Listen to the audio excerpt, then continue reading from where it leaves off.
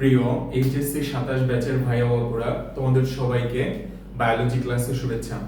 আমরা আজকে যে টপিকটা নিয়ে কথা বলবো সেটা হচ্ছে প্রোটোপ্লাস্ট। আমরা এর আগে কোষ প্রাচীর নিয়ে কথা বলছি। তো দেখো, যদি মোটা দাগে বলতে হয় যে একটা কোষ মূলত দুটো জিনিস নিয়ে গঠিত, একটা হচ্ছে কোষ প্রাচীর এবং আরেকটা হচ্ছে প্রোটোপ্লাস্ট। অর্থাৎ কোষ প্রাচীর ছাড়া আর বাকি যা কিছু আছে সব কিছুরে আমরা প্রোটোপ্লাস্ট বলতে পারি। অর্থাৎ এই প্রোটোপ্লাস্টের মধ্যে কোষ ঝিল্লি পড়বে, সাইটোপ্লাজম পড়বে, নিউক্লিয়াস পড়বে। তো খেয়াল করো, আমরা চলে আসি যে কোষ প্রাচীর দ্বারা পরিবেষ্টিত সমুদয় পদার্থ একসাথে প্রোটোপ্লাস্ট নামে পরিচিত। উদ্ভিদ কোষ, ব্যাকটেরিয়া ও ছত্রাকে জড় কোষ প্রাচীরের নিচে প্রোটোপ্লাস্টের অবস্থান। আমরা দেখো আগের ক্লাসে কোষ প্রাচীর নিয়ে যখন পড়ছিলাম তখন বলছিলাম যে কোষ প্রাচীর এটা হচ্ছে উদ্ভিদ কোষের অনন্য বৈশিষ্ট্য। তবে শুধু যে উদ্ভিদ কোষেই কোষ প্রাচীর থাকে এমনটা না, ব্যাকটেরিয়াতেও থাকে, আবার কি ছত্রাকেও থাকে। প্রোটোপ্লাস্টকে আমরা দুই ভাগে ভাগ করতে পারি, যার মধ্যে একটা হচ্ছে প্রোটোপ্লাজম এবং আরেকটা হচ্ছে অপ্রোটোপ্লাজমীয় উপাদান। তো প্রোটোপ্লাজম যেটা সেটা অবশ্যই সজীব হবে, আর অপ্রোটোপ্লাজমীয় উপাদান যেটা আছে সেটা হচ্ছে নির্জীব বস্তু। এবার খেয়াল করো যে কোষীয় বিপাক ক্রিয়ায় সৃষ্ট বহু নির্জীব বস্তু কোষের সাইটোপ্লাজমে এবং কোষ গহ্বরে জমা হয়। তাহলে নির্জীব বস্তু যেগুলো আছে তারা কোথায় জমা হয়?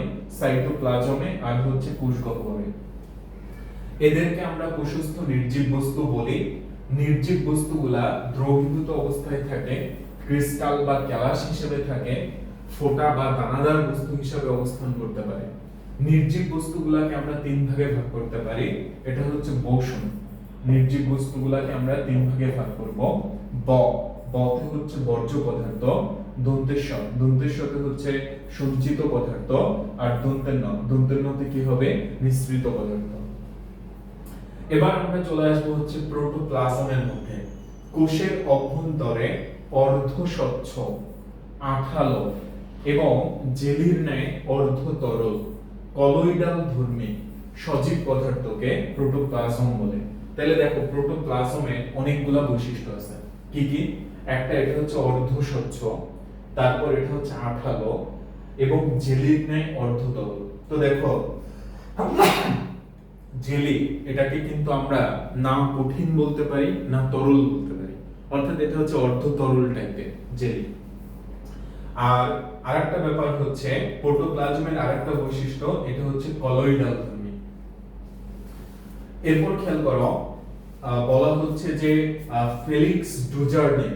তো এটা আমরা একদম শুরুতেই পড়ছিলাম কোষ এর গঠনের, যে ফেলিক্স ডুজার্ডিন কোষের মধ্যে জেলির মতো থকথক পদার্থকে সার্কোড নামে অভিহিত করে। দেখো এই যে সার্কোড, এটা লাস্টে কি আছে বলো তো? তে ডুজার্ডিন। তোমরা এইভাবে মনে রাখবা, ঠিক আছে? তে কি হবে? তে হচ্ছে ডুজার্ডিন, ফেলিক্স ডুজার্ডিন। আচ্ছা, প্রোটোপ্লাজম শব্দটি বিজ্ঞানী পার্কিনজে সর্বপ্রথম ব্যবহার করেন। তাহলে প্রোটোপ্লাজম শব্দটি সর্বপ্রথম কে ব্যবহার করেন? পার্কিনজে। পার্কিনজে লিখতে প লাগে, প্রোটোপ্লাজম এটা লিখতেও কি প লাগে। আর প্রোটোপ্লাজম এটাকে দেখো আমরা ভাঙলে দুইটা শব্দ পাই, যার মধ্যে একটা হচ্ছে প্রোটো এবং আরেকটা হচ্ছে প্লাজমা। প্রোটো শব্দের অর্থ কি? প্রোটো মানে হচ্ছে আদি, আর প্লাজমা শব্দের অর্থ হচ্ছে সংগঠন, অর্থাৎ আদি বস্তু। বিজ্ঞানী হাক্সলের মতে প্রোটোপ্লাজম হচ্ছে জীবনের ভৌত ভিত্তি। Very very important.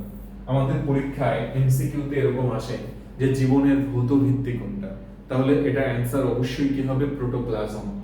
আবার যদি বলা হয় যে প্রোটোপ্লাজম জীবনের ভৌত ভিত্তি, এই কথাটা কে বলছে? তাহলে এটা কে হবে? হাক্সলে। কারণ প্রোটোপ্লাজমই কোষের তথা দেহের সকল মৌলিক জৈবিক কার্যাদি সম্পূর্ণ করে থাকে। প্রোটোপ্লাজমই কোষের তথা দেহের সকল মৌলিক জৈবিক কার্যাদি সম্পূর্ণ করে থাকে। তাহলে দেহের সকল মৌলিক জৈবিক কার্যাদি কে সম্পূর্ণ করে থাকে? প্রোটোপ্লাজম। আর এই কারণে আমরা প্রোটোপ্লাজমকে জীবনের ভৌত ভিত্তি হিসেবে চিহ্নিত করি। প্রোটোপ্লাজমের দেখো 70 থেকে 90% পানি, তাহলে প্রোটোপ্লাজমের ম্যাক্সিমাম কি থাকে? পানি থাকে। এ থেকেই বোঝা যায় যে পানির অপর নাম, যে কেন পানির অপর নাম জীবন। আর পানিকে ফ্লুইড অফ লাইফ বলা হয়। পানিকে কি বলা হয়? Fluid of life. ফ্লুইড শব্দের অর্থ কি? ফ্লুইড মানে হচ্ছে প্রবাহী, ঠিক আছে? তো যাই হোক, যে কারণ কোষের শারীরবৃত্তীয় প্রক্রিয়া সমূহ পানির উপস্থিতি ছাড়া সুসম্পন্ন হয় না। পানির অভাবে প্রোটোপ্লাজম শুকিয়ে কোষ মারা যেতে পারে। পানির অভাব হলে প্রোটোপ্লাজম শুকিয়ে কোষ মারা যেতে পারে। এছাড়া উদ্ভিদের ক্ষেত্রে বীজের অঙ্কুরোদ্গমের জন্য পানির প্রয়োজন। তাহলে এটা আমাদের ভালো করে মনে রাখতে হবে যে বীজের অঙ্কুরোদ্গমের জন্য পানি প্রয়োজন। এবার আমরা চলে আসতে পারি প্রোটোপ্লাজমের ভৌত বৈশিষ্ট্যের মধ্যে। তো প্রোটোপ্লাজমের ডেফিনেশন যখন আমরা পড়ছি, তখন আসলে প্রোটোপ্লাজমের অনেকগুলো বৈশিষ্ট্য আমাদের পড়া হয়ে গেছে। যেমন প্রোটোপ্লাজম আমরা কি বলছি যে এটা হচ্ছে অর্ধস্বচ্ছ, তারপরে এটা হচ্ছে আঠালো, তারপর এটা হচ্ছে জেলির ন্যায় অর্ধতরল। তো খেয়াল করো, তো শুরুতে এগুলাই বলা হয়েছে যে প্রোটোপ্লাজম এটা হচ্ছে অর্ধস্বচ্ছ, তারপর হচ্ছে বর্ণহীন, জেলির ন্যায় অর্ধতরল, আঠালো পদার্থ। তারপর এটি দানাদার এবং কলয়েডাল ধর্মী। ইহা কোষস্থ পরিবেশ অনুযায়ী জেলি থেকে তরলে এবং তরল থেকে জেলিতে পরিবর্তিত হতে পারে। ইহা কোষস্থ পরিবেশ অনুযায়ী জেলি থেকে তরলে এবং তরল থেকে জেলিতে পরিবর্তিত হতে পারে। প্রোটোপ্লাজমের আপেক্ষিক গুরুত্ব পানি অপেক্ষা বেশি। এটা একটু মনে রাখবা যে প্রোটোপ্লাজমের আপেক্ষিক গুরুত্ব পানি অপেক্ষা বেশি।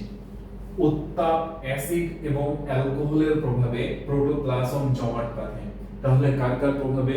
একটা হচ্ছে তাপ বা হচ্ছে উত্তাপ, অ্যাসিড এবং হচ্ছে অ্যালকোহলের প্রভাবে প্রোটোপ্লাজম জমাট বাঁধে। এবার আমরা চলে আসবো হচ্ছে প্রোটোপ্লাজমের রাসায়নিক বৈশিষ্ট্যের মধ্যে।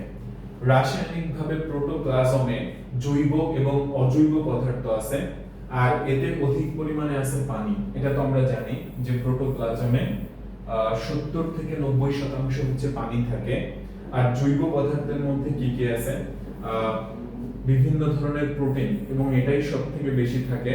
তারপর থাকে কার্বোহাইড্রেট, লিপিড। তাহলে সবচেয়ে বেশি কে থাকবে? সবচেয়ে বেশি থাকবে হচ্ছে প্রোটিন, তারপর হচ্ছে কার্বোহাইড্রেট, লিপিড এবং হচ্ছে ভিটামিন। এছাড়াও দেখো আমরা আরো কিছু মৌল দেখতে পাই, যেমন হচ্ছে oxygen, hydrogen, nitrogen, carbon, copper, zinc, sodium, potassium, magnesium, calcium, sulphur এবং হচ্ছে আয়রন। তো দেখো এগুলা সহজে কিভাবে মনে রাখা যায়। তো তোমরা একটু এভাবে মনে রাখো যে মজার চপস, মজার চপস, ঠিক আছে? চপ এটা তো অনেক মজার খাবার। তো মজার চপসে কি হয় দেখো, মজা এটা তো হচ্ছে ম্যাগনেসিয়াম, ম্যাগনেসিয়াম হয়ে গেল, আর বর্গের জাতে হলো জিঙ্ক, ঠিক আছে? Magnesium, zinc. এরপর খেয়াল করো কার্বন তো আছে, এই যে কার্বন, তারপর হচ্ছে হাইড্রোজেন, তারপর হচ্ছে অক্সিজেন, কার্বন, হাইড্রোজেন, অক্সিজেন, তারপর হচ্ছে পি দিয়ে মনে রাখতে হচ্ছে পটাশিয়াম, ঠিক আছে? পতে কি হবে? পতে হচ্ছে পটাশিয়াম, আর এসে হচ্ছে সালফার, এসে কি? সালফার। মজার চপস। আবার এস দিয়ে তুমি সোডিয়াম মনে রাখতে পারো, ঠিক আছে? মজার চপস।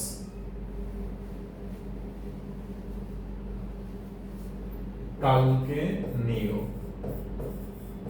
মজার চপস কালকে নিও। কালকেতে কি হয়?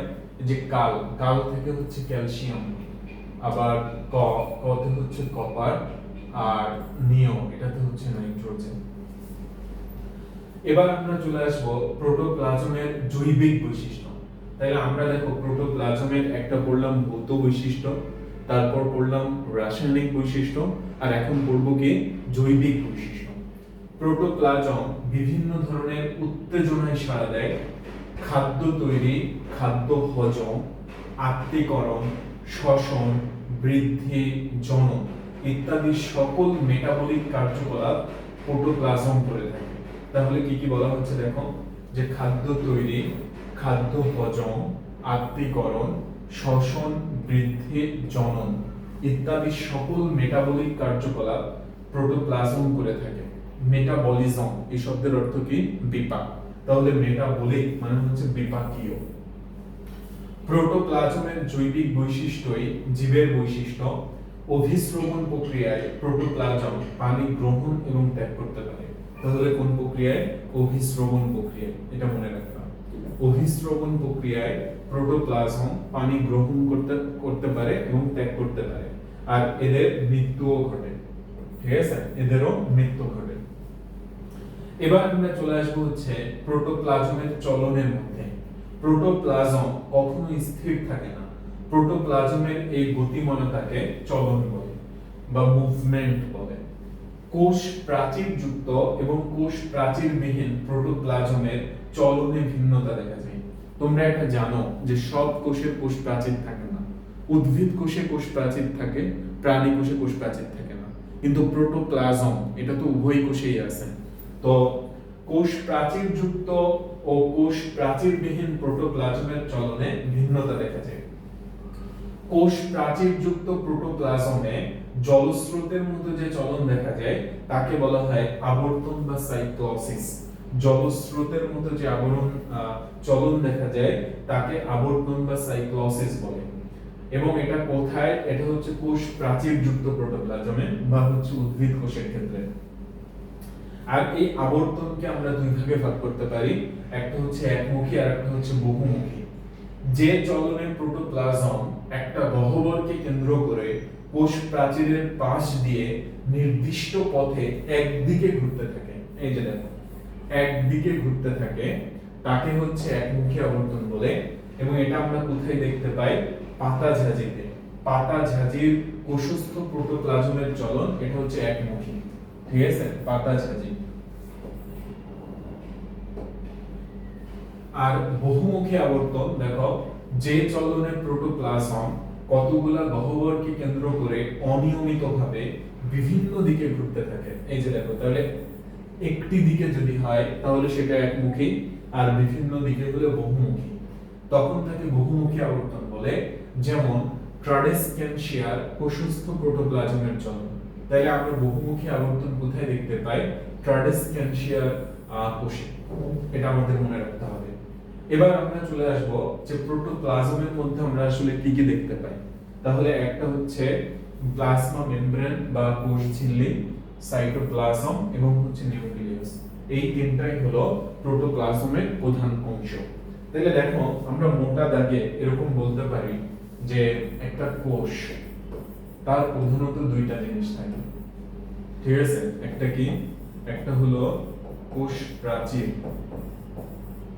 আর কোষ প্রাচীর দিয়ে ঘেরা সমুদয় পদার্থ এটাকে কি বলে? প্রোটোপ্লাস্ট। আর প্রোটোপ্লাস্টের মধ্যে কি কি থাকে? একটা হলো সজীব বস্তু, যেটাকে আমরা বলবো প্রোটোপ্লাজম।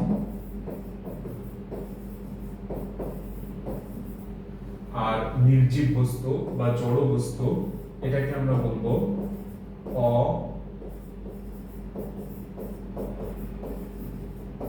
প্রোটোপ্লাজমীয় উপাদান, বা যেটাকে আমরা কি বলছি? নির্জীব বস্তু,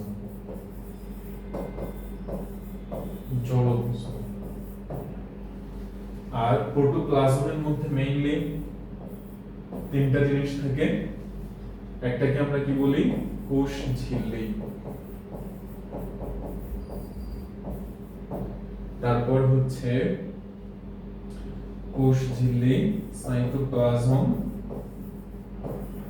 এবং হচ্ছে নিউক্লিয়াস। আর নির্জীব বস্তু দেখো, এদেরকে আমরা তিন ভাগে ভাগ করি। একটা হলো বর্জ্য পদার্থ, সঞ্চিত পদার্থ নিঃসৃত হতে থাকে।